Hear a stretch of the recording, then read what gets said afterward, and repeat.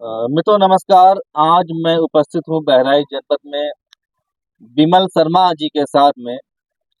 जैसा कि आप लोग जानते हैं कि 16 मार्च को इनके ऊपर जानलेवा हमला हुआ। ये यूजीसी एक्ट का पहले दिन से विरोध करते आ रहे हैं। हम लोगों के साथ भी कई धरनों में उपस्थित थे जो यूजीसी एक्ट के विरोध में था। सबसे बड़ी बात मुझको ये लगी कि 15 मार्च 2026 को इन्होंने एक यात्रा निकाली और अकेले वो यात्रा निकाली, यूजीसी एक्ट के विरोध में यात्रा निकाली। इन्होंने कहा कि मैं अयोध्या जाऊंगा इस यात्रा को लेकर के, और भगवान राम से मैं प्रार्थना करूंगा कि इस तरह का यूजीसी एक्ट खत्म हो। और उसमें ये अकेले थे। उस यात्रा को रुकवा दिया गया। इनको रोकने के लिए कई पुलिस वाले आए और इनको रोक दिया गया कि आप यात्रा नहीं निकाल सकते। हालांकि इनके साथ तो कोई काफिला नहीं था, ये अकेले थे। और इससे पहले भी आप लोगों ने देखा कि 8 मार्च को दिल्ली में एक बड़ा आंदोलन होना था यूजीसी एक्ट के विरोध में, जो कि नहीं होने दिया गया। तमाम नेताओं की गिरफ्तारी कर ली गई। समझ में आता है कि बड़ा आंदोलन था, सरकार को उससे कुछ भय हो सकता था, कुछ समस्या हो सकती थी, कोई दिक्कत हो सकती थी। पर इनकी यात्रा तो बहुत छोटी सी, बहुत नॉर्मल, बहुत ही स्वाभाविक यात्रा है। लोग अयोध्या जाया ही करते हैं, बहराइच के लोग। तो उसको इस प्रकार से रोकना और उसके बाद इन पे हमला होना, ये बहुत ही गंभीर विषय प्रतीत हो रहा है। आइए इन्हीं से बात करते हैं। विमल जी, ये बताइए। जी भाई साहब, प्रणाम भाई साहब। आपके साथ में क्या क्या हुआ और क्या क्या स्थितियां परिस्थितियां आपके साथ में गुजर रही हैं? हमारे साथ जो हुआ घटना, ये बहुत गलत हुआ। जब मैं 15 मार्च को अयोध्या के लिए निकला सुबह 9 बजे, फिर मैंने दो नक्का जब पार किया, फिर बनसंता रिसोर्ट है, वहाँ पर पुलिस आ करके मुझसे बोली कि हमको भी ले चलो अयोध्या। तो हम बोले कि बैठिए, हम भी चलिए, आप हमारे साथ चलिए। फिर उसके बाद में हमें देहात कोतवाली लाया गया।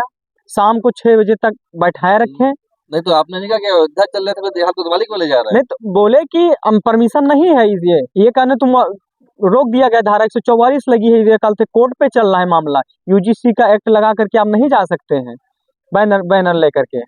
नहीं तो धारा 144 होती 4 से अधिक सदस्य, पर आप तो अकेले थे ना। अब अकेले थे तो क्या पता, तभी हम कमजोर पड़े।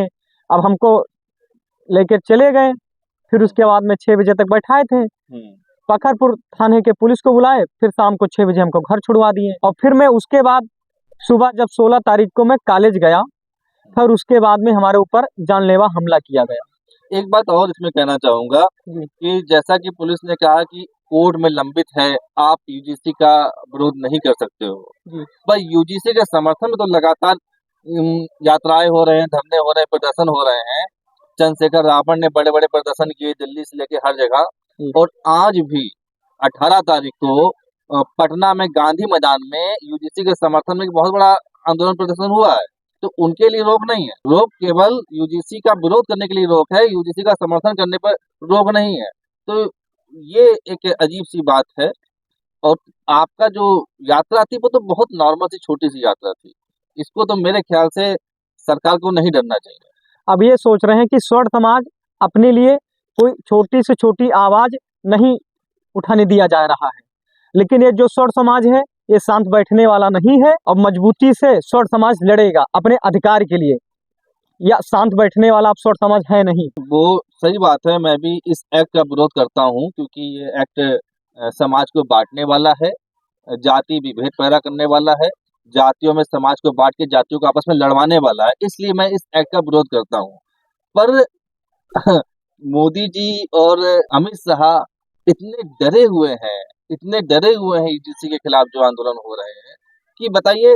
ये विमल शर्मा जी जो कि गांव में रहते हैं, हम गांव में ही आए हुए हैं इस समय, और कच्चा पक्का घर है, कोई इनका कुछ नहीं है, फिर भी इनसे डर रहे हैं। इनसे क्या डर है उनको? इनसे तो नहीं डरना चाहिए मोदी को, अमित शाह को। मतलब प्रशासन को इतना टाइट उन्होंने कर रखा है कि मात्र एक सिंगल व्यक्ति भी यूजीसी एक्ट का विरोध नहीं कर सकता आज की डेट। तो ये बहुत ही गंभीर विषय है। और ये एक तरह की तानाशाही है। ये हमारा संविधान हमको आपको ये अधिकार देता है कि जो सरकार के निर्णय हैं, एक्ट हैं, यदि हम हमारे विरुद्ध वो हैं तो हम उसका लोकतांत्रिक तरीके से विरोध कर सकते हैं। जी बिल्कुल कर सकते हैं। तो ये हमारे अधिकारों पर कुतारा घाट है, ये हमारे अधिकारों का हनन है, सीधे सीधे संविधान का। क्या मानेंगे आप इसको?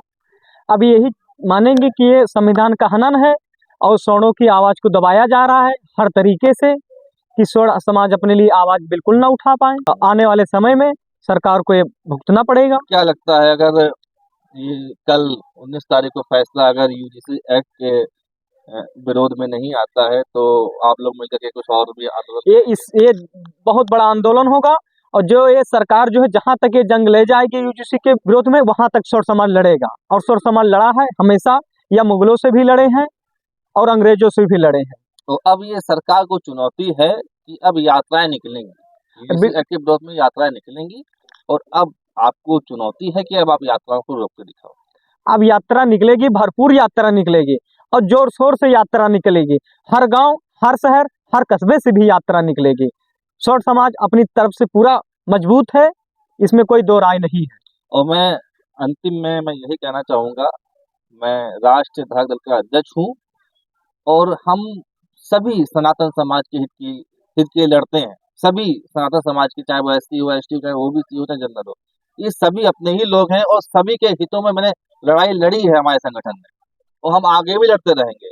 किसी भी समाज के साथ अन्याय यदि होगा तो उसका विरोध हम करते रहे हैं और आगे भी करेंगे। यूजीसी एक्ट सीधे तौर पर सामान्य जाति के लोगों के साथ में एक बहुत बड़ा अन्याय है, और अन्याय के खिलाफ हम सभी लोग एकजुट होकर के खड़े हैं। और जो भी हमने आंदोलन किए, 29 जनवरी को किया था, 22 जनवरी को किया था यूजीसी एक्ट के विरोध में, उसमें सभी जाति के लोग, एससी, एसटी, ओबीसी और जनरल, सभी जाति के लोग हमारे आंदोलन में शरीक हुए थे और आगे भी भविष्य में होते रहेंगे। बहुत बहुत धन्यवाद। नमस्कार।